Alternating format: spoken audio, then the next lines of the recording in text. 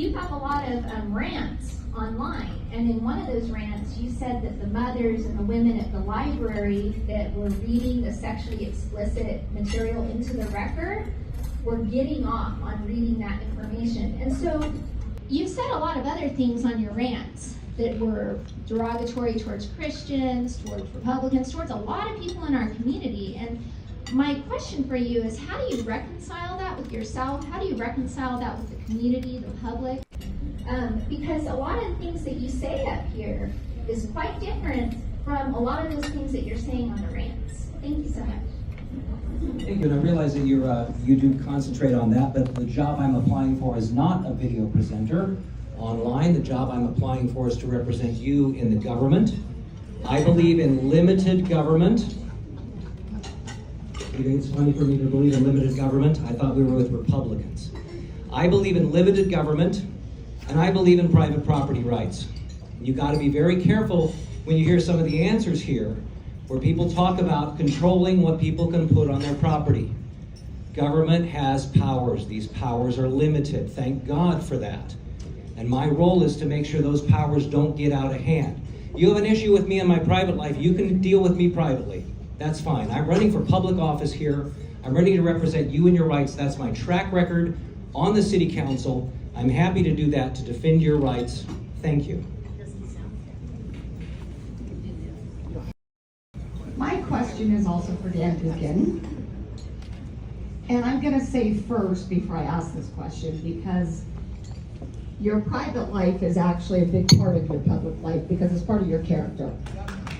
So I'm going to say that first before I ask you that question, because it is also about your rants.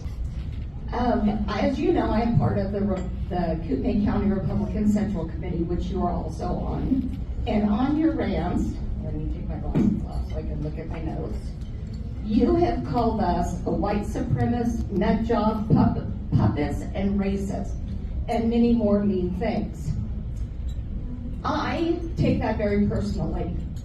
I grew up in a very racist, abusive home and was adopted by a Hispanic family.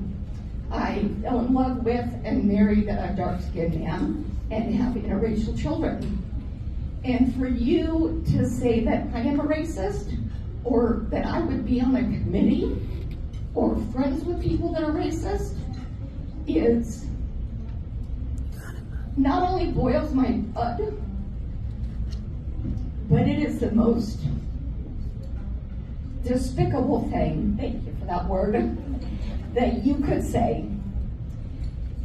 Another thing you say is that we are puppets. If you would come to the meetings on the committee that you were on, which you don't even do the basic job on the committee, which is going and walking your precinct. Us on the committee have to take your role and walk your precinct because you don't even do that. You are on a committee that you don't go to the meetings to. If you did go to the meetings, you would know that Brent facilitates the meetings.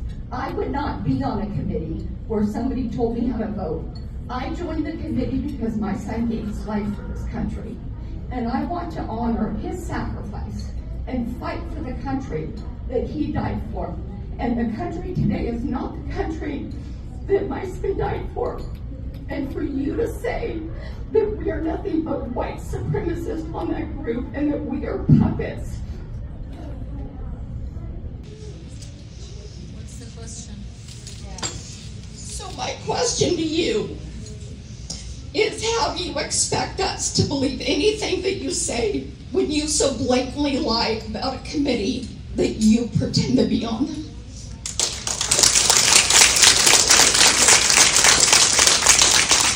I will defend myself, and I will criticize people when they are wrong. If you had an opportunity to condemn racism on the Central Committee, you blew it because you didn't. That was presented to you and you didn't. You doubled down on a white supremacist, and I will not stand for that. We had them here in Hayden Lake for 20 years, and it took forever to get rid of them. And to have the official party, the official Republican Party, refuse to condemn someone who openly embraces white supremacy is wrong. And if you people don't, you will give me my time. You told Christians not to vote for me. You judged me by my faith. You will not. No. Give him his time. Give him his time. Thank you for the YouTube moment. That was Terry Seymour, who took away my right of speech right here, a member of this committee who refused to condemn racism, who refused to condemn white supremacy, and I will stand up against that. You can hate me all you want. I will do what I think is right. I'm sorry that you have had your feelings hurt by me. That is a personal thing, and for that, I feel for you. You cannot tell me that and be a part of a committee that refuses to condemn white supremacy, that votes unanimously.